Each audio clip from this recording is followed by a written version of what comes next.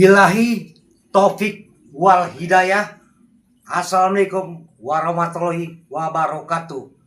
Saya sebagai pendakwa seni akan berceramah dengan tema melihat iblis di hospital di waktu saya besuk teman saya yang sakit. Nah, artinya gini guys. Iblis itu pandai penyamaran. Iblis itu pandai menyerupai siapapun orangnya. Bisa menyerupai kucing, bisa menyerupai hewan, burung, atau apa saja. Atau teman-teman kita yang telah wafat. Atau kedua orang tua kita. Atau suami kita lagi bekerja, dia datang menyerupai suami kita ya. Atau pada kaum perempuan tuh harus hati-hati. Atau menyerupai istri kita, ya kan? Itu harus waspada. Jadi sang istri atau sang suami harus tahu sifat atau karakter istri atau suami, ya. Harus tahu persis karena iblis pandai penyamaran alias the best aktor atau malaikat yang sangat terbaik. Jadi iblis itu sangat sulit dikalahkan. Saya melukis ukuran raksasa di Jakarta Islamic Center dengan tinggi lukisan 10 meter, lebar 5 meter. Temanya ikuti perintahnya dan jauhi larangannya. Itu hanya gambaran saja, tapi manusia pasti tidak ikuti perintahnya dan tidak mengikuti jauhi larangannya. Ya, kenapa manusia agak malas ikuti perintahnya dan jauhi larangannya? Karena di tubuh manusia tersebut miskin ilmu agama, miskin ilmu pengetahuan. Nah, teman-teman sholat ya, tapi nggak khusyuk, ya kan? Otaknya kemana-mana. Sholat itulah tiang agama, mendirikan keyakinan kita. Nah, kalau kita sholat, ya itu tujuannya untuk menghindari mungkar dan keji. Tapi teman-teman masih sholat, tapi misi ngomongin orang lain, jelek-jelekin teman, misi ada sifat kebencian, kadang-kadang lengbet maling, ya atau korupsi. Ya, jadi kalau sholat itu harus dari hati sanubari. Jangan ikut-ikutan, ya kan? Mau pergi ke masjid atau mau sholat ikut-ikutan itu tidak baik, ya kan? Artinya kalau kita mau komunikasi atau mau sholat itu komunikasi pribadi saya atau pribadi teman-teman kepada Tuhan yang Maha Esa, pribadi ya. Melapor kepada Tuhan, ya Tuhan, hidup saya kok menderita sekali, hidup saya kok kadang-kadang suka kebencian, menjelekkan orang lain, padahal saya sholat, ya kan? Nah itu nggak ngerti tuh, sholat artinya apa tuh? Sholat artinya komunikasi diri kita kepada Sang Khalik untuk menghindari sifat mungkar dan keji. Itu artinya sholat. Jadi kalau sholat itu harus betul-betul khusyuk, ya, betul-betul sujud, betul-betul datang kepada Tuhan, jangan ikut-ikutan, gitu. Jadi kenapa manusia tuh habis sholat keluar dari masjid atau keluar dari kamarnya untuk sholat ngomongin orang, pikirin duit, money, otaknya duit aja, ya. Sedangkan yang punya kaya, ya, yang maha kaya itu adalah Tuhan, itu adalah Allah Subhanahu wa Ta'ala. Kalau kamu sudah tidak berdaya, apapun usaha kamu gagal, nggak berdaya, pasrah sejati aja kepada Tuhan yang Maha Esa. Karena hidupmu, rezekimu, semua Tuhan yang atur. Gitu. Tapi jangan mengatur Tuhan.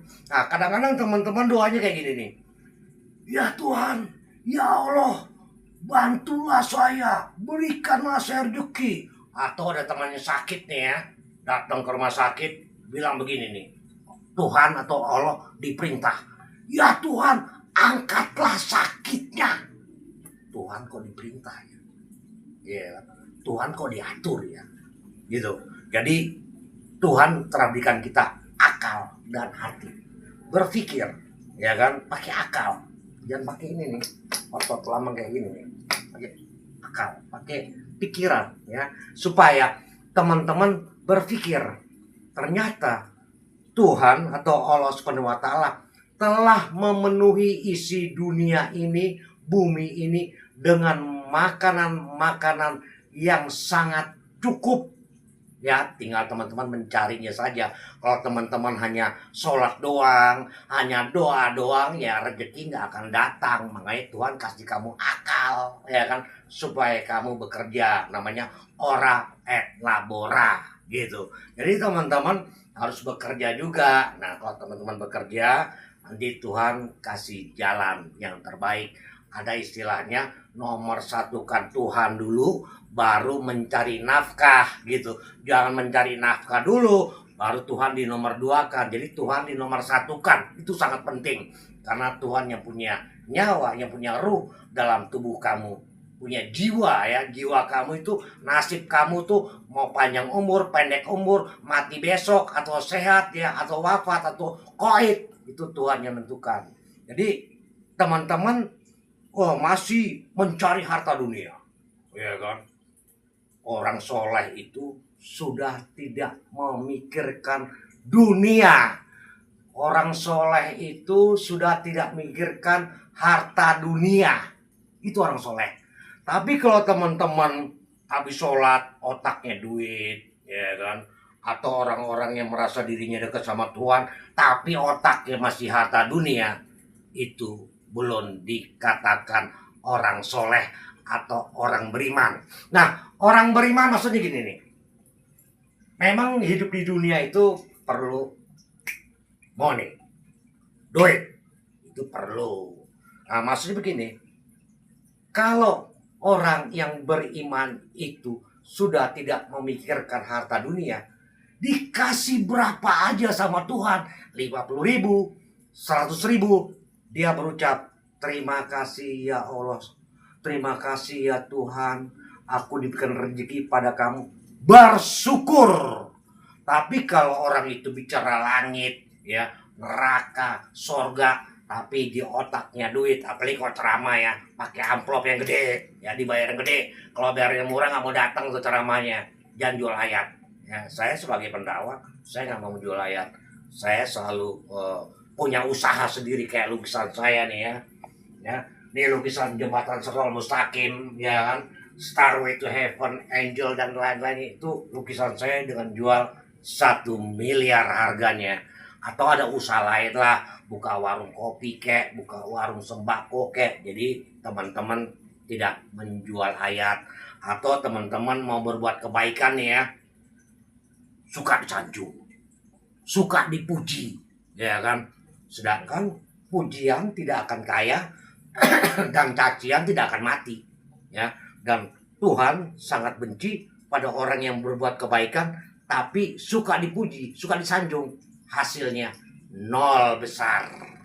Jadi kalau kita mau menyiarkan wahyu, menyiarkan kebaikan, itu harus menurut kehendak Tuhan. Artinya menurut kehendak Tuhan tuh kita berdoa dulu, minta izin kepada yang punya kebaikan. Soalnya kita manusia biasa nih, kita menyiarkan kebaikan, iblis nggak bodoh, karena iblis itu super pandai, ya. Iblis itu beriman, bisa memerankan seperti itu, bisa memerankan manusia soleh, ya, mengerti kitab suci, ya, menguasai segala-galanya, bisa terbang, bisa tembus tembok, bisa menghilang, ya, dan dia bisa menyerupai apapun. Dan kalau kita sok-sokan ya berbuat kebaikan, iblis masuk di dalam hati kita, ya kan. Timbulnya apa? Inilah gue, sombong, ya kan, dan berdebat. Dia berdebat, wah, gue paling pintar, gue paling cerdas, gue ngerti ahli sorga, gue paling paham sorga neraka, sorga neraka, ya, paling paham. menjelekkan orang lain ya. Waduh, terus memaki orang lain, menghakimi orang lain. Kalau orang yang soleh itu tidak punya sifat kebencian.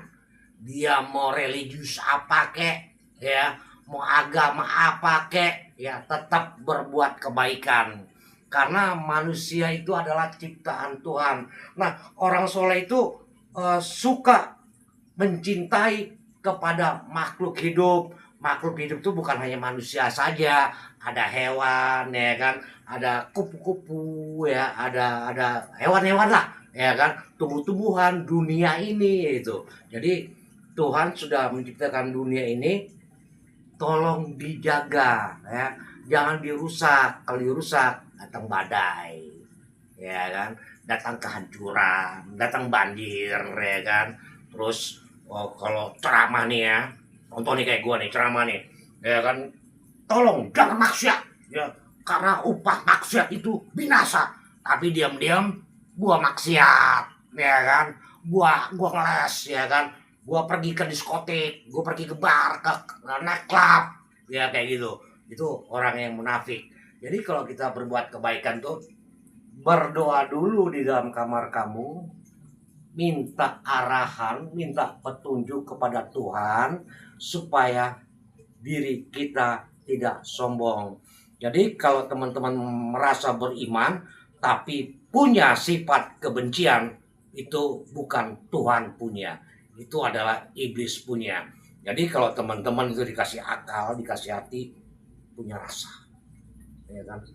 Ya Tuhan, saya mau berbuat kebaikan, saya minta arahan-Mu ya Tuhan, minta petunjuk-Mu ya Tuhan, supaya saya tidak sombong, karena iblis selalu memantau saya, mencari titik kelemahan saya, ya kan? Saya akan dihantui dengan perasaan-perasaan, ada besok saya makan apa ya, ada besok saya ada bisnis nih ya, ada apa yang bisa gue tipu, ya kan? Jadi otak saya tuh gak kusuk. Nah, bagaimana supaya kita kusuk? Berserah diri kepada Tuhan, minta anugerah, minta hidayah, ya kan? Nah, beda nih orang-orang yang ahli sorga nih, yang ahli kitab suci nih. Kalau yang sekolah di dunia, ya kan, saya nggak menjustis ya, nggak menghakimi ya. Biasanya paling pinter. Tapi kalau yang mendapatkan hidayah ya dari Tuhan Yang Maha Esa, orangnya tidak merasa pintar. Dia pasti rendah hati. Saya pernah diajak ceramah ya di Bekasi sama Kiai Abdullah Maki ya. Dia juara MTQ internasional dan suaranya kalau dia ngaji sampai 5 oktav, sudah kayak Axl Rose, Guns N' Roses, melengking sekali dan sangat indah. Dia bilang kepada saya, Adinda Polo, tolong lo ceramah nanti di masjid gue di Bekasi. Nanti ada ustadz yang ternama, saya nggak bisa sebut namanya ya. Ustadz sangat terkenal dan sangat pandai. Dia ahli dalil. Adinda Polo ceramah dengan gaya metal saja, dengan gaya rocker saja, di ribuan umat. Ya, saya berdampingan sama ustadz sangat terkenal, ya kan? Saya nggak boleh sebut namanya. Jadi ustadz yang sangat terkenal ini saya sangat menghormati, walaupun umurnya masih di bawah saya, tapi karena dia hamba Tuhan, ya, kekasihnya Tuhan, ya, wali Tuhan, karena ustadz ini selalu menyiarkan kebaikan di muka bumi ini. Jadi saya selalu menghormati orang-orang yang ustadz, kiai, ya, ulama, habib, ya, yang menyiarkan itu kebaikan-kebaikan. Saya selalu menghormati. Kenapa menghormati? Walaupun umur mereka masih di bawah saya menghormati. Karena dia adalah wakil Tuhan, gitu. Nah, saya ceramah di Bekasi itu ya dengan Pak Dr. Kiai Abdullah Maki yang juara MTQ internasional. Dia bilang begini, Adinda Polo, tolong ceramah sama ustadz terkenal ini yang sangat dikenal di Indonesia dan di luar negeri. Dia sangat terkenal. Dia ahli dalil-dalilnya, ahli Al-Qur'annya, Adinda Polo ceramah saja dengan gaya rocker, ya, dengan gaya apa adanya. Tujuannya supaya ribuan umat itu mendapatkan hidayah, ya, atau petunjuk, ya, atau Tuhan beserta dengan orang-orang itu, gitu. Jadi kalau ada saya ceramah atau adik saya nih ustadz yang ternama terkenal ini ceramah, masuk di hatinya. Jadi pulang ke rumah mereka betul-betul insaf, bertobat, gitu. Ya, ya alhamdulillah ya, saya bisa ceramah sama ustadz ternama, dan saya betul-betul sangat berterima kasih kepada Tuhan Yang Maha Esa atau kepada Allah Subhanahu wa taala,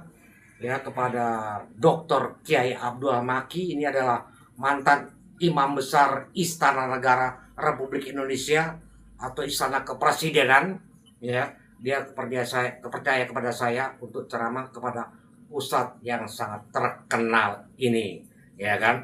Jadi tujuannya supaya jemaah dapat petunjuk, dapat anugerah, dapat hidayah. Jadi kalau saya ceramah ini ribuan umat, saya makin semangat, gitu kan. Apalagi didampingin sama adik saya ini yang ustadz ternama ini, sudah kelasnya udah internasional ya. Saya sangat bangga, gitu. Saya sangat bangga.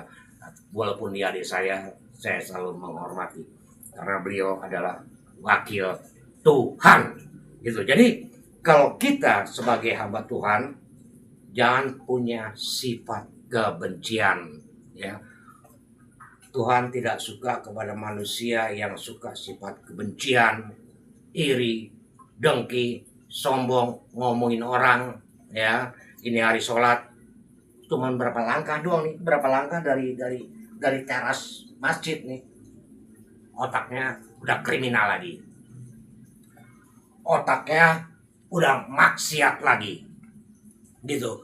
Jadi iblis itu sangat pandai penyamaran lah, luar biasa, sangat pandai.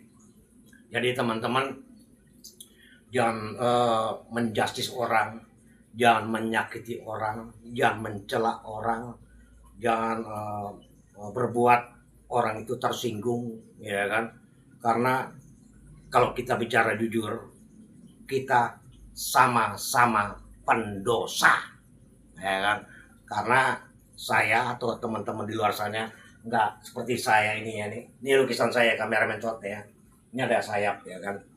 Nah kalau seperti ini ya pasti sempurna, karena di punggung saya tidak wing ya, tidak ada sayap. Jadi ya saya tidak luput dari kesalahan. Jadi tidak boleh menghakimi atau berdebat. Ya kita paling pintar kalau setiap perdebatan itu pasti iblis hadir. Ya akhirnya kita menyakiti hati orang, ya, karena dia ilmunya di bawah kita. Oh kita serang, pang, kita habisin dia, sehingga dia punya perasaan gila ya, aku dipermalukan, gitu. Jadi iblis pandai di situ, ya. Jadi kita kalau sebagai wakil Tuhan atau hamba Tuhan tidak boleh kita suka berdebat atau menghakimi orang lain. Karena kalau kita bicara jujur, kita masih pendosa, ya. Cuman bedanya ya kayak teman-teman saya di luar sana lah ya, kayak di Jawa Tengah ya, di Pati sana, ya kan. Dia pandai berceramah, pandai Al-Quran, ya sampai kiai lah ya, seperti itu. Tapi muridnya dikerjain, ya kan. Muridnya dijolimi, ya. Muridnya disakiti, ya. Muridnya di apalah ya yang berbau-bau seks kayak gitu. Jadi itulah yang saya bilang, iblis sangat pandai. Iblis tidak bisa dikalahkan karena kekurangan manusia adalah hawa nafsu. Nafsu harta dunia, nafsu jabatan, pengen disegeni dan dihormati, ya. Ada lagi yang sangat berat, nafsu birahi. Itu iblis pintar yang dibilang begini, saya akan mencari titik kelemahan kamu yang sangat dalam, kata iblis. Nah, kita sebagai manusia pasti ada kelemahannya, ya kan? Gila itu cewek cakep banget. Sikat aja lah kata iblis di kuping kita. Lagi sepi bro, hajar aja bro, ya kan? Nggak ada yang ketahuan, lo disegeni, lo dihormati, ya. Duit lo banyak, hajar aja bro, lo bisa ngeles, ya kan? Tapi kenyataannya sepandai-pandainya tupai melompat pasti akan jatuh juga. Nah itu iblis tuh pandai ya, dikiranya kita hebat, gak taunya kita tidak hebat. Yang hebat adalah yang maha hebat, yaitu Tuhan yang Maha Esa. Jadi hati-hati ya di dunia ini ya, karena manusia hidup di dunia ini, saya, teman-teman di luar, hanya menunggu jadi mayit, ya kan? Gak ada yang dibanggain, nggak ada yang disombongkan, ya. Menunggu jadi mayit, ya. Kalau kita mati nggak perlu nunggu sakit keras. Dalam keadaan sehat pun kayak saya nggak tahu nih besok saya di end koit, saya nggak tahu. Itu sudah dikontrak semua umur manusia. Jadi selagi kita masih sehat, masih hidup, selalu berbuat kebaikan. Saya kasih contoh nih, 1 hari, 1 minggu, 1 bulan, 1 tahun, sampai umur kita saat ini, banyak baiknya atau banyak buruknya? Kalau banyak buruknya, bertobat dari sekarang dengan segenap hatimu. Jangan musiman, gitu kan? Gitu. Ya saya bilang tadi tuh, habis sholat berbuat maksiat, habis sholat berbuat maksiat, ya kan? Itu salah, gitu. Jadi harus betul-betul sholat itu harus bersyukur, sholat itu harus ikhlas, sholat itu harus suci, sholat itu harus apa adanya, ya. Sholat itu harus minta petunjuk kepada Allah SWT supaya kita di hati kita ini suci, bersih, gitu. Tapi kalau kita sholat aja ikut-ikutan doang, terus masih berbuat maksiat, wah itu parah, ya kan? Jadi kayak saya mati nih ya, saya meninggal dunia nih, datang teman-teman nyolatin saya, doain saya, itu benar. Tapi yang datang itu adalah orang-orang yang soleh, orang-orang yang beriman, sehingga doanya Pak Ustadz, doanya ulama itu, doanya kiai itu didengar sama Tuhan. Tapi kalau saya di Haram Jadah, yang datang preman semua, bajingan semua yang datang, pemabok semua, ya, yang jalannya gontai-gontai. Udah konten doain gua lagi, nyolatin gua lagi. Dia aja doanya nggak didengar, ya kan? Doain gua yang nggak bakalan, gitu. Jadi kalau bergaul itu carilah guru ya yang sudah tahu bibit, bebet, bobotnya dan adabnya. Baru kau belajar banyak sama kiai itu. Jadi mulai saat ini teman-teman selalu berbuat kebaikan. 1 hari, setiap hari berbuat kebaikan aja lah. Ya gak usah macam-macam, gak usah jelekin orang, ya kan? Selalu berbuat kebaikan. Buat diri kamu seperti gunung batu, kena petir, kena ombak, ya, kena badai, kena angin ribut, tetap kokoh berdiri. Itu ya teman-teman ya. Terima kasih teman-teman di luar sana. Wassalamualaikum warahmatullahi wabarakatuh. Gracias.